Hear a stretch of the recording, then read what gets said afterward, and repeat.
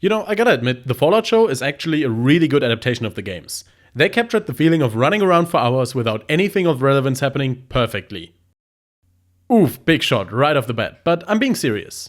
So far, I've only seen the first episode, which is also why this is going to be spoiler-free, but it was one of the worst-paced things I've ever seen in a professional production. But just so you see what I mean, let's go through what happens in the first 70 minutes? This episode is 70 minutes long? I swear, I'm going crazy. So we start the episode with a classic pre-war scene, and in my opinion, this is already a big mistake. You know how you gotta start a show strong, with an exciting hook making viewers wonder what's going to happen next? Well, this is Fallout. Anyone who's ever heard anything about this almost 30-year-old franchise will know exactly how the scene will go the second it starts. Blah blah blah, show happy people living in a nice society. Blah blah blah, introduce one of the main characters and show he loves his kid. Blah blah blah, bombs drop, war happens. But hey, you might say, this show isn't just for the Fallout fans, it's a show for everyone, and not everyone knows how it will go. And to that I say, you're right. The writers can't expect everyone to know what is going to happen. That is why they foreshadow it every 45 seconds. I'm not even kidding. From the second this scene starts to the time the first bomb drops is less than 4.5 minutes, and in that time there are 6 separate foreshadowings about how the world is at the brink of war and bombs might drop. The White House had no comment about the president's whereabouts. The specter of nuclear war facing this nation for 10 long years. Yeah, you know, given the state of everything, I prefer not to, if that's all right. I'm sorry, I can't do this. I can't do the weather if I don't even know if there's going to be a next week. Happy. Do you think it's gonna happen? Did no one think this was kind of on the nose and overkill? Especially when you have the kid asking, "Do you think it's gonna happen?" Literally 33 seconds before it happens. Honestly, I don't even need to go on from here. This scene alone is a prime example of how fucked up the pacing is in this episode alone. They spent barely any time actually introducing us to the characters they want us to care about. We literally get the bare minimum of, dude is a single dad, dude loves his kid, and the writers are like, yep, that's enough, people will care about him now because he's a dad. But hey, they didn't rush everything. You know what they did have time for? They had a full minute just to show us this guy watching the nuclear explosion happen. And then they have another full minute to show us people being scared and running to their cars. But this time, there's a catch. This time, it's in slow motion. It's a genius move by the writers, because by slowing down the footage 50%, they managed to waste a whole minute of our time with just 30 seconds of footage. It's so efficient. As you can see, this first scene alone is less than 7 minutes long, yet it manages to do so many things wrong. It doesn't have clever or interesting writing, it's full of badly done foreshadowing, completely taking out any shock or surprise about the nuke dropping, and it doesn't even get us to endear to the characters apart from the previously mentioned single dad, therefore he nice cliché. And you know what the worst part is?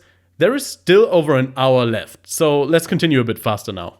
In the next scene, we get introduced to Lucy, who is our vault dweller. She starts off by immediately just listing all of her skills, and of course the fact that she's ready to fuck.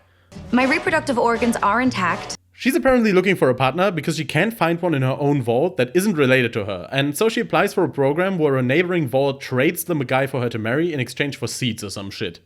So we immediately skip to her putting on a wedding dress, and okay, I gotta mention something here real quick. What is it with this show and incest jokes? I have been unable to find a suitable marriage partner. At least one I'm not related to.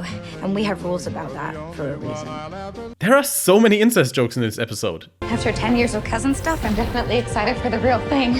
It's basically the only kind of joke this entire episode makes. Messing around with your cousin, it's all well and good for kids, but it's not a sustainable long-term sexual practice, you know?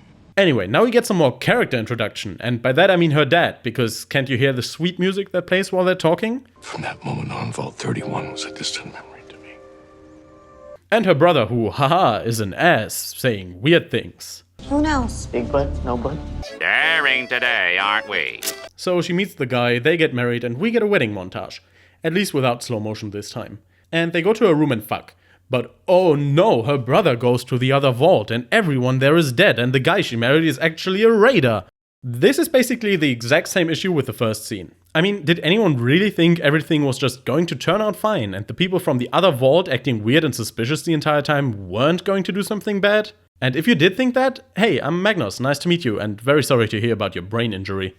And just to get ahead of some comments, there is nothing wrong with the show not being surprising. It's completely fine to just follow the direction that the plot is obviously going, but if you're doing that, you need to make extra sure that the stuff in between is interesting or has anything of value to offer.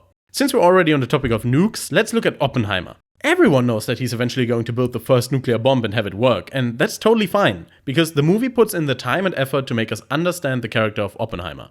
It puts us in his shoes, it builds up stakes. Fallout simultaneously spends too much time on irrelevant stuff while spending way too little time on what matters. Moving on, now their vault gets attacked by raiders, and you know what that means? Oh yeah baby, slow-mo montage, but now it's 5 minutes long. 5 whole minutes. And I know I'm hating on slow motion a lot right now, but with it, less is more. Slow motion should be reserved for important moments and to really focus our attention on a specific thing happening. But if you just stretch every single shot into slow motion, all it does is make the action that otherwise wouldn't even be that bad way more boring. But you know how it goes with the show by now. Where slow motion ends, bad writing starts. And we get properly introduced to this villain lady who really couldn't be more boring if she tried. And boy, she got it all. She got the cool, confident lines. Everyone knows who I am. She got the cliche, calm villain demeanor. To the real world. You should see it sometime. She even got the classic, I'm not gonna kill you, I'm gonna offer you a choice. So I'm gonna offer you a choice.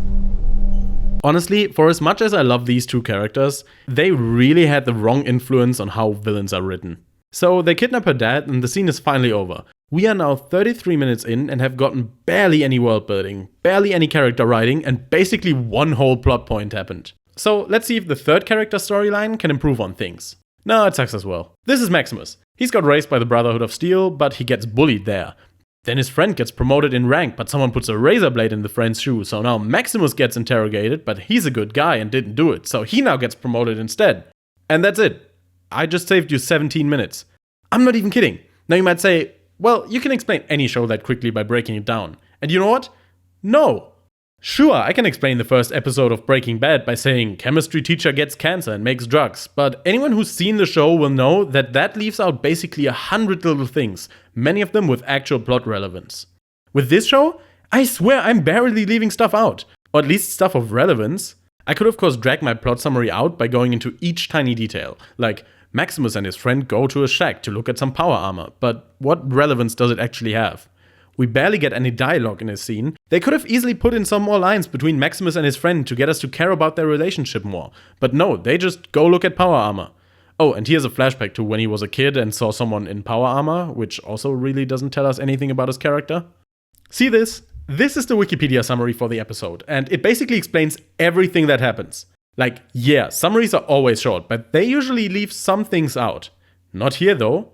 Actually, this kind of explains more than the show does, because at least here you can hover over the things that the show didn't explain yet. Anyway, we cut back to Lucy and everyone in the vault is devastated, but she wants to leave the vault to find her dad, but the others don't want that, but with the help of her incest cousin, she leaves anyways. And we even get a heartfelt goodbye between her and her brother. You know, the one that's been an asshole the entire time, with zero redeeming character traits to care about. So she leaves the vault and runs around ruins for a couple of minutes, teaching us, the audience, that bombs do indeed blow stuff up. Thank you, Fallout. Very cool. And lastly, we return to the cowboy from the beginning. He's a ghoul now, and some bounty hunters dig him up from a coffin in order to ask for his help with a job. But he's too cool and spends a few more minutes being cool and then kills them. And that's it. I think I've properly established now that the writing in this show is pretty terrible. Or at least for this episode. Even as a Fallout fan, I just can't get myself to start episode 2. But what about the other aspects? They are just as good. Which is bad. But since unlike the show, I don't want to waste your time, I'm gonna go through a quick lightning fire round of some issues that aren't worth explaining in detail. First, why is everything warped? Every shot is warped around the edges with terrible chromatic aberration. Is that supposed to emulate the vintage style of the 70s? Why not put a rounded border around the screen and turn it to black and white while you're at it? Second, there is so much CGI and most of the time it's not very good. It just never feels like they are actually at the location they are at, except for a couple of scenes where obviously they built a set. I mean, just look at this. Is this a multi-million-dollar production or an Unreal Engine tech demo? Trick question. It's a multi-million-dollar production because an Unreal tech demo would actually look more realistic. Like, I get that they couldn't really nuke Los Angeles to get this shot, though you might argue they should have. Okay, I'm in the middle of editing and I gotta correct myself here a little bit. That joke about the Unreal Engine was actually a lot closer than I thought it would be, because the backgrounds are actually made in Unreal Engine. Like, they used the same huge, giant LED matrix screen thing that they also used for Mandalorian.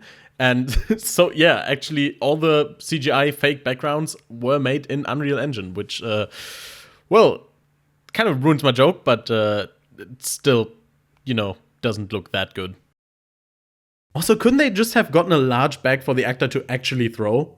I guess there must still be a canvas shortage at Bethesda.